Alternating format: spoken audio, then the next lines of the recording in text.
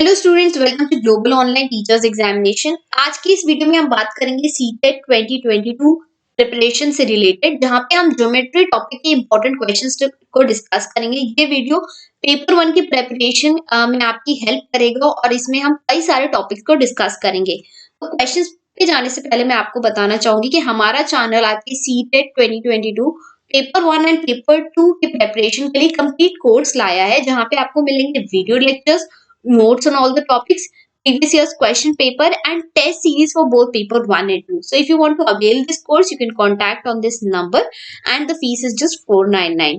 So चलिए बढ़ते हैं questions की तरफ। यहाँ पे question दिया है, the perimeter of a square is 20 centimeters. A rectangle has same width as the square. The length of the rectangle is double its width. The area of the rectangle. यानी आपको पहले तो क्वेश्चन में देखिए क्या दिया है वो हम यहाँ पे ड्रॉ कर लेते हैं। पेरीमीटर दिया है। पेरीमीटर ये आउटर लाइन को स्टूडेंट्स हम कहते हैं स्क्वायर की। अब पेरीमीटर का फॉर्मूला क्या होता है? अगर ये आपकी एक साइड, क्योंकि स्क्वायर के सारे साइड्स बराबर होते हैं, अगर एक साइड को हम a मानते हैं तो 4 इंटू a आपका हो गया पेरीमीटर, और क्वेश्चन में आपको दिया है वो है 20। तो 4 जब इस साइड जाएगा तो न्यूमरेटर में आ जाएगा 20 डिवाइडेड बाय 4 5 होता है, यानी इस स्क्वायर का एक साइड की लेंथ है 5 सेंटीमीटर। अब क्वेश्चन बोल रहा है the rectangle has same width as the square. अब रेक्टेंगल ड्रॉ करते हैं। विड्थ का मतलब ब्रेथ होता है स्टूडेंट्स, तो यहाँ पे इसको 5 दिया हुआ है। अब क्वेश्चन कह रहा है the length of the rectangle is double it's width. अगर विड्थ उसकी 5 है तो लेंथ कितनी होगी स्टूडेंट्स? 10 होगी।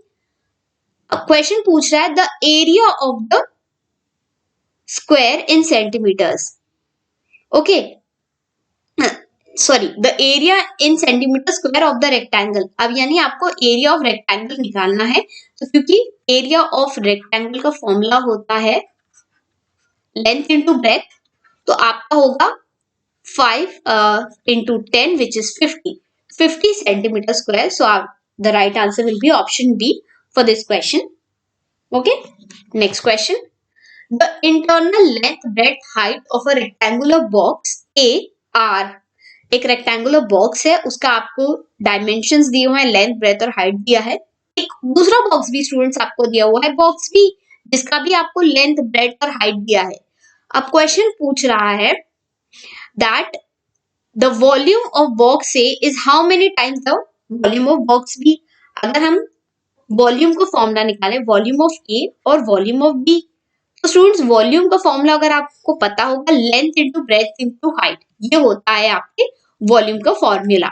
तो ए बॉक्स का लेंथ है 20 इंटू 18 इंटू 15, राइट। सेम आपको बी के लिए भी लिखना है 18 इंटू 12 इंटू 5। तो मैथमेटिक्स में देखिए ये तो आप डायरेक्ट इसको कट कर सकते हैं। 5 1s are 5 3s are 15, 3 1s are 3 4s are 12। So 20 divided by 4 जब हम करेंगे तो आंसर आएगा 5, यानी आपका volume of box A is 5 times volume of box B. Okay, इस क्वेश्चन का राइट आंसर है option B. Let's look at the next question. The sum must be equal to dash when two angles are classified as complementary angles. अब किसकी दो angles को हम complementary तब कहते हैं स्टूडेंट्स, जब उनके एंगल्स का सम होता है 90 डिग्री। ओके, 90 डिग्री होता है जब आप कोई भी दो एंगल्स कॉम्प्लीमेंट्री अगर हैं तो उनका सम होगा 90 degree. Okay, question number 3, right answer is option B.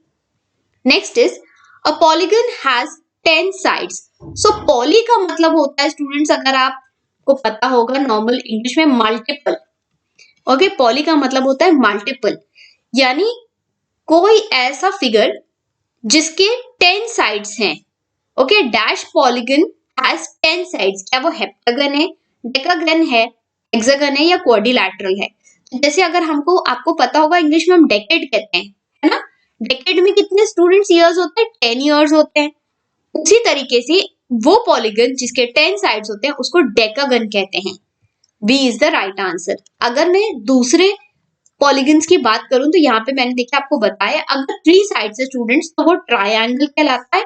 4 sides अगर होते हैं किसी फिगर के तो वो क्वाड्रिलैटरल कहलाता है। 5 means pentagon, 6 means hexagon, 7 means heptagon, 8 means octagon. Octagon आपको ध्यान रखना है ऑक्टोपस से। ऑक्टोपस के आपको पता है 8 लेग्स होते हैं, उसी तरीके से ऑक्टागन के 8 साइड्स होते हैं। नॉनागन के 9 साइड्स होते हैं और डेकागन, डेका से आपको याद रखना है डेका मीन्स डेकेड मतलब होता है 10, सेम है डेकागन के 10 साइड्स होते हैं। Two rays meet each other at a certain point, then line is formed, angle is formed, line segment is formed or all of the above या none of the above। अगर कोई भी दो raise meet करके, raise का मतलब होता है जिसका एक फिक्स पॉइंट होता है और एक फिक्स पॉइंट नहीं होता है।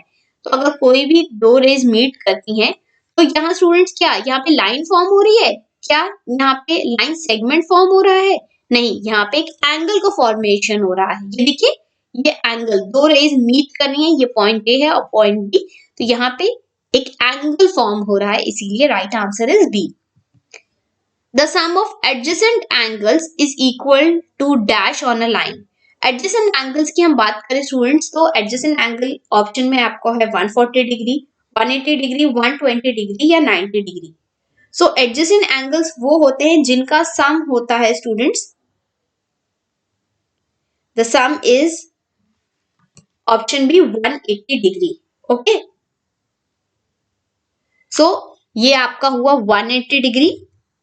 स्टूडेंट्स ये क्वेश्चन बहुत इंपॉर्टेंट है, ऐसे क्वेश्चंस आपको एग्जाम में जरूर आते हैं।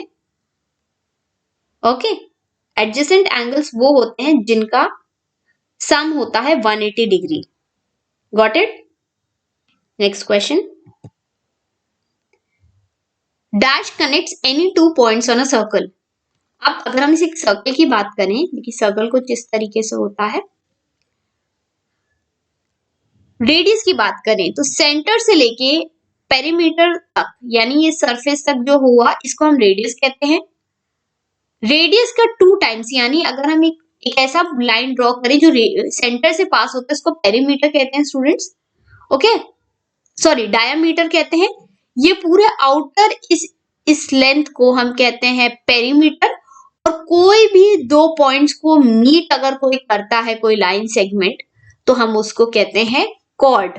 Okay, chord connects any two points on a circle. अब कॉर्ड आपका students diameter is the biggest chord, ये आपको याद रखना है।